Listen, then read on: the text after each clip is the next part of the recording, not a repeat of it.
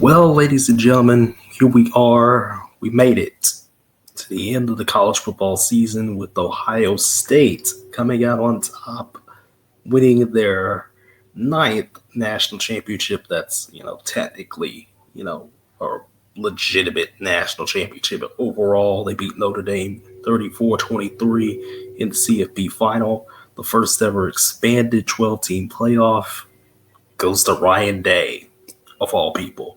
I know. Will Howard, of all people. I know. But really, the stars of the show, of course, are that defense, Jeremiah Smith, Trevion Henderson, Quinshawn Judkins, Emeka Ibuka, Carnell Tate sometimes too, Caleb Downs, you know, Sawyer as well. I mean, just phenomenal display by this Ohio State Buckeyes team. And I mean, yes, I will give credit to Will Howard. I know I'm eating my words right now because I said at the beginning of the year I didn't think Will Howard was going to lead Ohio State to a national championship. And look at how I'm eating my words now. I'm eating them. I'm absolutely befuddled. But, things happen for a reason. Let's just talk about it step by step here. You know what I'm saying? Let's just talk about it step by step. SMU got absolutely blasted by Penn State in the opener. Tennessee got blasted by Ohio State in the opener. Texas and Clemson played a it was a much closer game than really it was. And it's kind of one of the faults that Texas had, getting to the Final Four in the first place. But, of not closing things out when they need to and not putting their foot on the gas when they need to. Remember the whole all gas, no brakes type thing? Remember that slogan that we had? I remember that. Yeah, and then Notre Dame, it was 27-3. It's a game that also looked respectable at the end of the day. But 27-17, it looked respectable, but it was 27-3 at one point between Notre Dame and Indiana. And then, of course, we have the quarterfinals. Quarterfinals were a hell of a lot more interesting than the first round. Honestly, again, like I said, like I've been saying, the natural progression from you go from 2 to 4. The natural progression should be 8, but we went way past that, to try and see,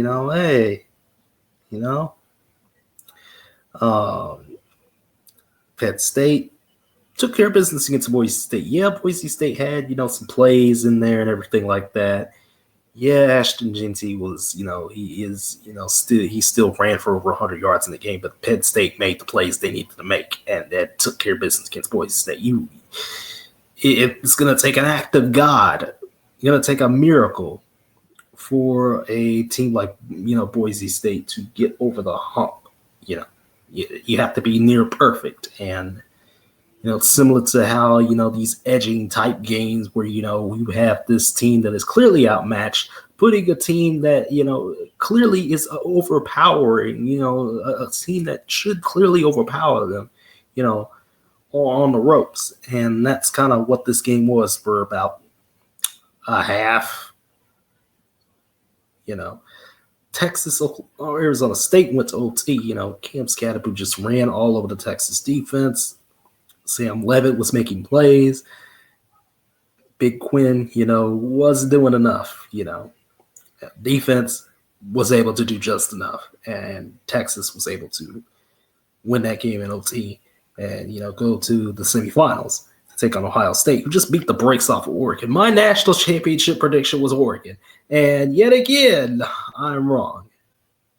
I'm completely wrong because we're telling you Ohio State put them out of their misery in the first half with, again, the talent that Ohio State had. Picture perfect. And they took care of business. Notre Dame, another team that, was taking care of business. No Stetson, for why did I say Stetson Bennett when I met Carson Beck? Look at me. Stupid. No Carson Beck in the playoffs. No Carson Beck for Georgia. Notre Dame took care of business. Defense unreal. Jeremiah Love, Riley Leonard, unreal. Other guys stepping up. You know how many lacrosse references there were? Way too many for ESPN. Please stop. Please stop. I'm begging you. Please stop. The game of lacrosse doesn't get enough respect as it is. Please stop making jokes about it on broadcast about Bison playing at Notre Dame. I'm tired. I was tired of it the first time, and I was tired of it tonight. I at least heard one. I at least heard one reference. Like no, just stop. Just stop. So yeah, Notre Dame took care of business in the Sugar Bowl. Again, Penn State, Texas, Ohio State, and Notre Dame all advanced to the Final Four. And then, of course, the Final Four, these two games in the semifinals were thrilling. Notre Dame, took Penn State to the wire. Penn State battled with Drew Aller and company, and those two backs, Singleton and Katron Allen. They battled. And at the end of the day, Notre Dame was able to go to the national championship off of a walk-off field goal. And then, a terrible set of plays, late by Texas, including a fourth down that should not have gotten to the point to where it was, and thus, Quinn Ewers lost the ball. Sawyer picks it up, takes it all the way back. And that's basically the story of that game in a nutshell, because other than that, Ohio State, was getting, they weren't doing what they were doing in this national championship against Texas. They weren't doing really that. They were getting in their own way in that game. And yet Texas way more mistakes than that and lost the game. And in this national championship, you could clearly see yet again that Notre Dame, this is a similar case to some years ago. Notre Dame just did not have enough. You could clearly see that Riley Leonard and Jeremiah Love in the run game was just not going to be enough. And the defense, was overpowered by the combined attack of Will Howard, Emeka Ibuka, and Jeremiah Smith, with, of course, a splashing of Quinshon Judkins, a hat trick of TDs for him in this game. Honestly, should be the MVP, if I'm not mistaken, at the end of the night, And now Ohio State, has another championship. They won the first ever CFP. Now they win the first expanded CFP. And now next year, maybe next year Ryan Day is safe. You never know. Notre Dame, hey, if things continue to go well on the Marcus Freeman, could be back here. Of course, we all know Texas is going to have Arch Manning, at the forefront. Maybe not as strong as the defense next year, but definitely a good one. Same thing with Ohio State. I don't know if they'll be as strong as they are next year, but we have to wait and see, because the NIL, the transfer portal, people weighing in, all the media personalities weighing in and saying their pieces about certain things. Like, oh, well, you got to move Army, Navy back, or you got to do something about the NIL. You got to do something about the transfer portal. We'll worry about that in 7 months, okay? We'll worry about that in 7 months. When we come back, college football will be back in August. I know. The portal and all different legal nonsense is going to continue to flow as time goes on. Of course, TV schedules and stuff, schedules in general, are finally being finalized because, things have gotten a little bit weird. So we'll see how everything goes. Of course, conference realignment is still a thing. So, just an FYI on that, like Northern Illinois joined the Mountain West,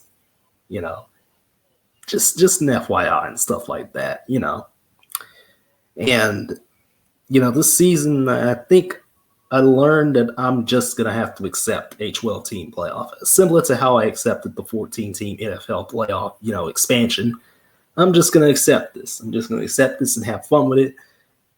And that's just the way it should be. We should just have fun with this. It's a game at the end of the day, Ain't nobody losing sleep over me talking about this stuff. Ain't nobody losing sleep over it, So for me to you, glad we shared another season of college football talk together, because this has been, 6 years of talking, the college football playoff and all the shenanigans that go into the sport that we love each and every week. And now we get to rest easy college football until August the 23rd. Well, even before then, because I'll have some videos before week 0. And it's light. It's a light week 0 at the moment, so we'll see if anything changes to where we can get something a little bit more on that. Other than that, that's basically it from here. I did shuffle some things around.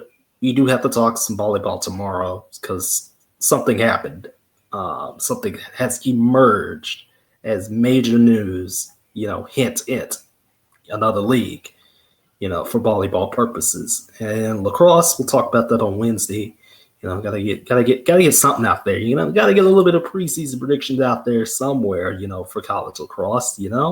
So that's kind of what I'm working on as far as this week goes. Because other than that, I'm waiting. Chris Goodman, yes, I am referring to you, big sir.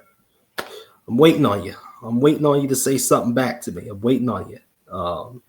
I might tag you. I might say something, but I'm trying to get you on. I'm trying to get you on this show. I'm trying to get you on this channel so I can get Hot Springs, and